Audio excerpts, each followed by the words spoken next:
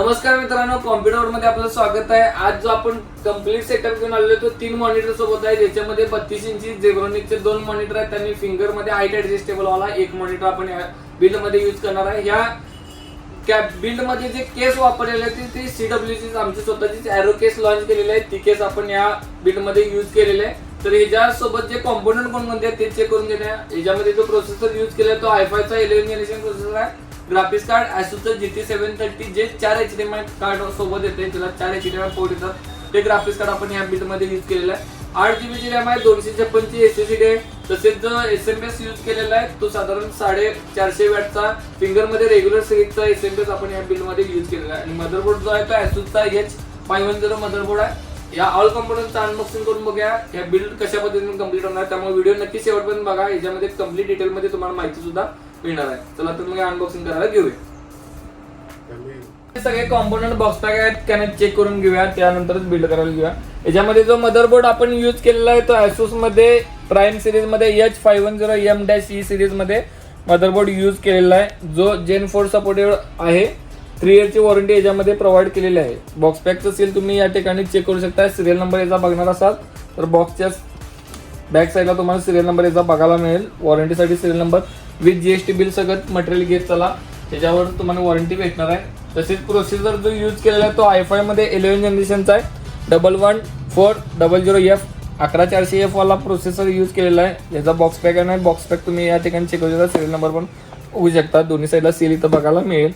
जी SSD use केलेली आहे WD blue वाली 250GB ची SN570 ही WD ब्ल्यू सिरीज मध्ये Gen 4 वाली SSD आहे, जी 3300 MBPS read write 3300 read write speed याच्यामध्ये प्रोव्हाइड केलेलं आहे। 5 इयरची वॉरंटी आहे। बॉक्स पॅकसाठी तुम्ही बॅक साईडला दोन्ही साईडला बघू शकताय, सील पण तुम्हाला याच्या साईडला बघायला मिळेल। तसेच जी रॅम यूज केली आहे ती रॅम आपण XPG Gamix D30 ही 8GB ची रॅम 3200 MHz मध्ये यूज केलेली आहे। कम्प्लिटली बॉक्स पॅक आहे। बॉक्स पॅक तुम्ही दोन्ही साईडला चेक करू शकता। विथ हिटसिंग वाली रॅम आहे, रॅम विथ हिटसिंग आपण याच्यामध्ये प्रोव्हाइड केलेली आहे। म्हणजे ग्राफिक्स कार्ड यूज केलेलं आहे ते Asus मध्ये 2GB चं ग्राफिक्स कार्ड GT730 हे 4 HDMI पोर्ट सोबत आहेत। बॉक्स पॅक चेक करायला करू शकता। 4 HDMI पोर्ट बॅक साईडला पण तुम्हाला इथं मेन्शन केलेलं असते, मेन्शन तुम्ही चेक करू शकता।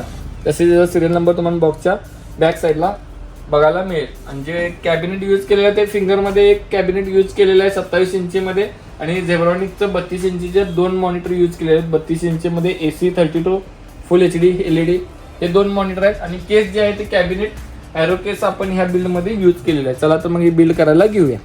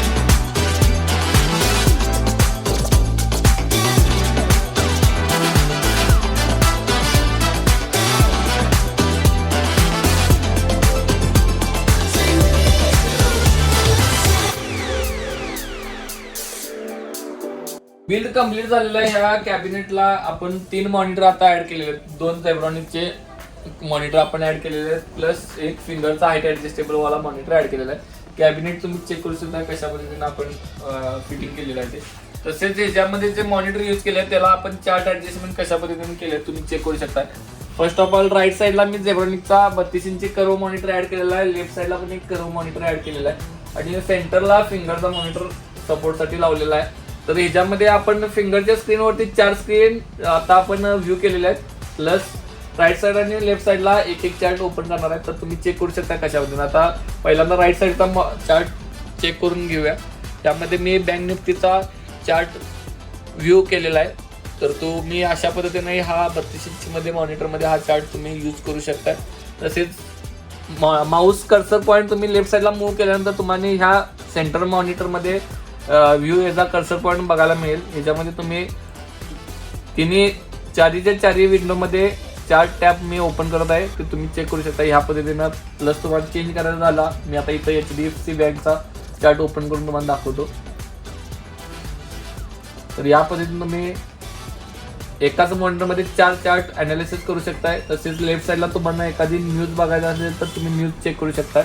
नसेल तर मी आपण चार्टच ओपन केलेला आहे तर तुम्ही चार्ट पण बघू शकताय. इंडिकेटर तुमच्या यूजनुसार तुम्ही यूज करू शकताय. इंडिकेटर जे तुम्हाला पाहिजे आहे ते. तसेच लाईन ड्रॉ वगैरे तुम्ही तुमच्या ऍडजस्टमेंटनुसार तुम्ही ड्रॉ करून घेऊ शकताय. तर या पद्धतीने तुम्ही यामध्ये चार्ट अनालिसिस करू शकताय चारही मॉनिटरमध्ये. जर समजा तुम्हाला हा सेंटरवाला मॉनिटर मूव्ह करायचा झाला तर तुम्ही मूव्ह पण सुद्धा करू शकताय. जर समजा तुम्ही आपल्या चॅनल नवीन असाल तर नक्कीच सबस्क्राईब करा आणि बेल आयकॉन दाबा, जेणेकरून जे नवीन बिलच्या व्हिडिओ तुम्हाला मिळतात ते इझिली नोटिफिकेशन मध्ये मिळून जातील. आणि ह्या बिलच्या डिटेल्स डिस्क्रिप्शन मध्ये दिलेल्या आहेत, तुम्ही चेक करू शकता प्राइस वगैरे. लेटेस्ट प्राइस साठी नक्कीच आमच्याशी व्हॉट्सअपला संपर्क साधा, त्याच्यावर तुम्हाला लेटेस्ट प्राइस मिळून जाईल. All component wise price separation मिळणार आहे, त्यामुळे नक्कीच आमच्याशी संपर्क साधा. व्हॉट्सअपचा नंबर खाली दिलेला आहे, तो चेक करून घ्या. नक्कीच आमच्या टीमला संपर्क साधा. थँक्यू.